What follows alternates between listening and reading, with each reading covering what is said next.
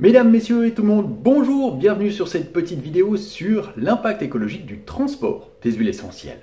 Elle va un petit peu avec la vidéo sur le choix de l'origine des huiles essentielles et aussi sur l'impact du choix Hydrolat, huile essentielle, que vous pouvez trouver sur mon site web aromar.com. Quel est l'impact du transport des huiles essentielles? Mais en fait, il n'est pas si mauvais. 1. Déjà, il faut considérer que les huiles essentielles, c'est le concentré du concentré de la plante. Donc dans une seule fiole, on a énormément de soins. On a un rapport traitement-poids qui est absolument génial. 2. Le transport, il se fait généralement en gros, et donc il a un impact écologique assez faible si on considère le nombre de petites fioles qui sont ensuite flaconnées, le plus souvent dans le pays d'arrivée.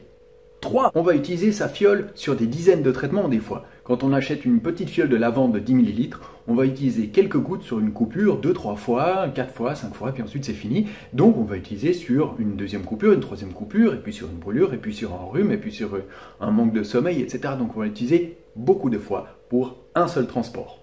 4. Ça peut paraître de mauvaise foi de mettre ça dans la balance, mais c'est quand même un transport qui est là pour quelque chose de non seulement utile, mais d'indispensable et de super bienfaisant. On parle quand même d'un traitement, on parle quand même de remède en général ici. Même s'il y a des huiles essentielles loisirs pour certaines utilisations, la plupart c'est pour des remèdes. Donc on n'est pas en train de parler d'un gadget tout joli, tout mignon qu'on a acheté qui vient de Chine. Non, on a acheté une fiole de titri par exemple qui vient d'Australie et qui va être utile pour améliorer notre santé, celle de nos enfants, celle de nos parents, etc. L'impact du transport sur le nombre de traitements qu'on va faire est vraiment minime, surtout si l'on pense à des choses comme par exemple d'autres extraits de plantes, des teintures mères qui sont beaucoup plus grosses, des hydrolats qui sont beaucoup plus gros à transporter, ou surtout si on prend en balance des médicaments issus de l'industrie pétrochimique qui, elle, est extrêmement polluante si on considère les matières premières, si on considère les déchets et si on considère le médicament lui-même. On connaît tous le problème des nappes phréatiques de nos villes et puis ensuite les rivières en aval, etc., qui sont polluées à cause des hormones, tout simplement à cause des pilules, par exemple.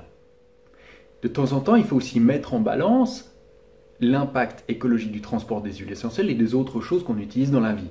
Par exemple, on achète une petite fiole comme ça qui vient du fond de la France ou qui vient d'Australie, mais d'un autre côté, on achète un avocat, on achète des bananes, on achète un filet de bœuf qui vient d'Argentine, on achète un vin qui vient du Chili, on achète des gadgets et des décorations de Noël qui viennent de Chine, alors qu'ici, il y a des ateliers qui fabriquent des choses magnifiques, des petites décos en bois absolument sublimes, souvent même d'ateliers protégés qui emploient des handicapés. Et ça, c'est absolument génial d'utiliser des huiles essentielles par rapport à acheter un seul gadget, un seul avocat. Imaginez le poids d'un avocat. Il faut combien de fioles d'huile essentielle pour compenser le poids d'un seul avocat? Et puis un avocat, c'est quoi? C'est un guacamole pendant un repas? C'est un demi-guacamole si on est plusieurs, ou un quart de guacamole?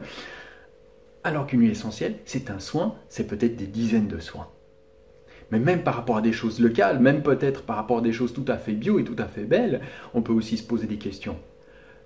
Une seule pomme qui a été gardée par un distributeur la moitié de l'hiver dans un frigo avec des gaz spécifiques, est-ce que ça a plus ou moins d'impact que quelques gouttes d'huile essentielle? Alors bien sûr, il s'agit de choisir des huiles essentielles qui ne viennent pas de plantes en danger. Bien sûr, il s'agit de choisir des huiles essentielles avec parcimonie, de ne pas s'en badigeonner à des quantités pas croyables si on n'est pas vraiment malade. Si c'est pour le plaisir, on s'en met une demi-goutte, c'est heureux. Si on a une petite maladie, on s'en met peu. Si on a effectivement une grosse maladie avec des virus qui parcourent le corps entier, là oui, il faut en mettre beaucoup. Mais on peut utiliser des huiles essentielles avec intelligence. Si on diffuse des huiles essentielles pour l'odeur, on arrête la diffusion si on a ouvert les fenêtres, par exemple. Non, on peut utiliser les huiles essentielles avec un peu d'intelligence et de parcimonie, surtout s'il s'agit de plantes précieuses, bien sûr. Une rose, une hélicryse, un néroli, un jasmin, ça ne va pas s'utiliser exactement de la même manière qu'on va utiliser un lavandin ou un eucalyptus. C'est évident, les préciosités de ces plantes ne sont pas les mêmes. Par rapport à cette préciosité, pensons tout simplement à la quantité de champ et la quantité de labeur qu'il faut. Pensons aux gaillards qui triment sous le soleil pour enlever les cailloux. Pensons aux gaillards qui sont là en train de distiller. Et pour moi, une huile essentielle, ça reste quelque chose de précieux, ça reste quelque chose qu'on respecte. Alors bien sûr, on peut mettre d'autres choses dans la balance, mais j'espère que cette vidéo vous aura apporté une petite pensée différente et une petite pensée par rapport à la distance de transport des huiles essentielles que vous utilisez.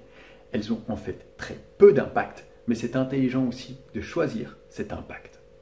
Voilà, je vous souhaite une belle journée et puis je vous souhaite à bientôt sur d'autres vidéos que vous pouvez trouver avec mes livres, avec mes formations, etc. sur mon site aromark.com et puis on se voit tout bientôt.